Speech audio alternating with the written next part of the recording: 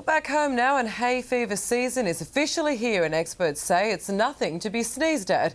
More than 3 million Australians are affected each year, costing business billions. For millions, the start of spring means sneezing, sore throats and stuffy heads. And it's difficult as well going to the beach or picnics or any sort of parks. 22-year-old Sinead Borkovic is allergic to 6 types of grass and relies on daily medication to function. It's debilitating to concentrate at work. And after heavy rains this winter, experts are predicting a bad hay fever season. We've actually come out of 12 years of drought, so the last 2 years have been quite high pollen counts. 1 in 6 Australians are affected by allergies. They spend $120 million a year on over-the-counter medication.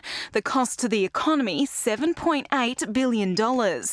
Throughout the sneezing season, Professor Ed Newbigin's measurements help forecast the bad days. Look at how much pollen is on there, and we're particularly interested in how much grass pollen is on there, because it's the grass pollen which causes people asthma problems. Scientists are warning with Melbourne's abundance of imported grasses, sufferers are facing another uncomfortable season ahead. The daily pollen count is available on the Asthma Foundation website.